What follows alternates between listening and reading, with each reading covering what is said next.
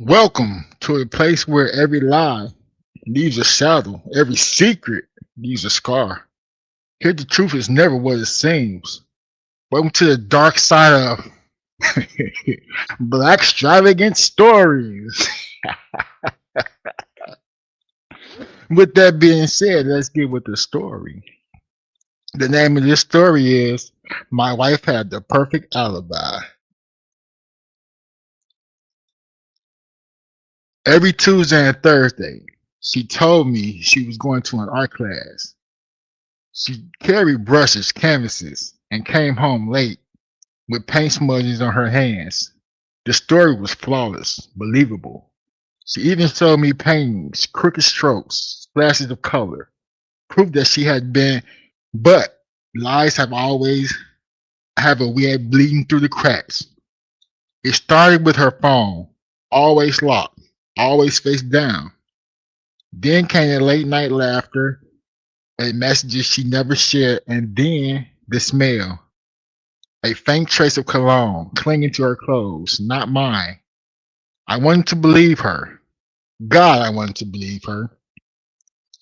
But doubt is a poison that eats away at you until only suspicion is left. So one night, I drove to the community center where her class was supposed to be. The building was dark, empty, doors locked. I waited in the parking lot, knuckles tight on the steering wheel. An hour passed. She never came. When she returned home later, she smiled at me, kissed me on my cheek, and held up another fresh painting. The colors were still wet. The light was perfect, too perfect. That's when I knew. The following week, I followed her. She didn't go to the center. She drove across town, put into an old apartment complex. I watched her walk to the door where the man was waiting. He opened the door, his face warm, welcoming, his hands pulling her. She laughed as she disappeared inside, and at that moment something inside me broke. Not in a rage, no, with clarity. I didn't confront her, not yet. Confrontation is messy, rash. Instead, I planned, I thought about every lie, every canvas, every kiss she gave me after she gave herself to him. Retribution would be the best. Retribution would be a burst of anger. It would be deliberate, careful. So I waited. I began keeping records, dates, times, screenshots of her locations, photographs of her slipping into an apartment. I built the case, not for the police, not for a lawyer, but for myself. Every detail was a brushstroke, a brushstroke painting the truth she had tried to cover. When the picture was complete, I let her see it. One night, she came home to find all her paintings lined up in the living room. I wonder what she was thinking. Every canvas she ever brought back from her so-called art class. I stood there in silence, watching her face pale. She asked what was I doing. I didn't answer. I just pointed to the last canvas, the one that I painted myself. Smart, smart man. Call it her lies. She ain't thinking about that one. Back to the story. Where I leave off. The one I painted myself. Um, it was cruel, messy, but unmistakable. Her silhouette and another man's arm. She froze, her lips trembled, but no words came out. I told her I knew everything, her alibi, her lies, her little performance. I told her how I sat outside the apartment, watching her disappear into his arms.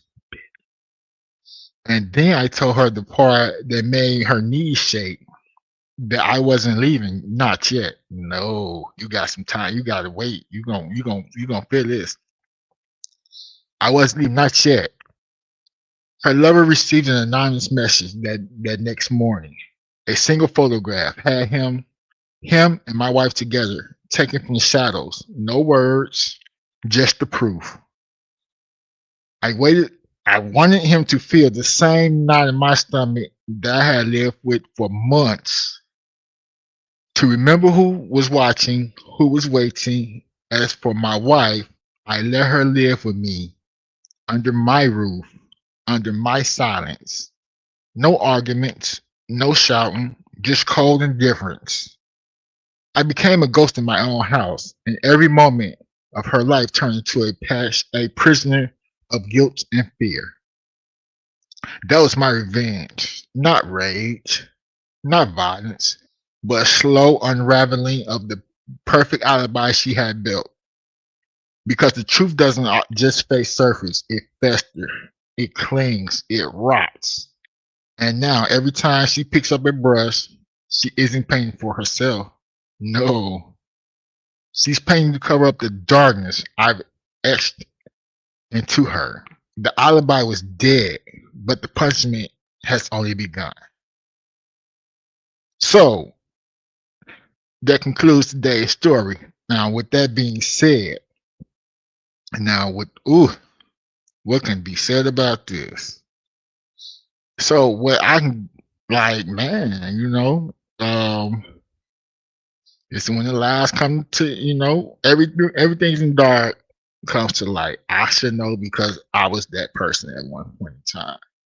And so at this point, I don't got no, what I'm saying? I ain't qualified to tell what somebody should do or what not do because I was that person at once upon a time on the other end.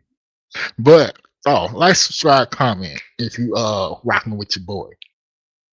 But yeah, you know,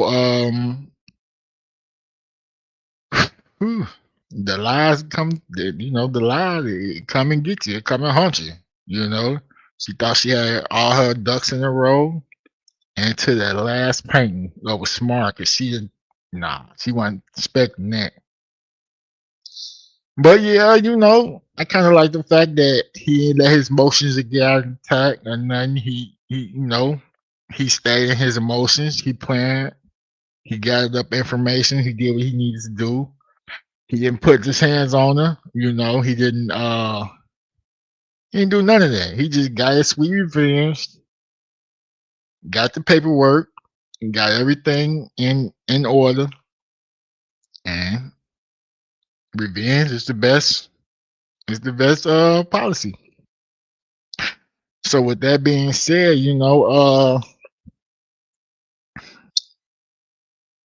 the punishment has only begun.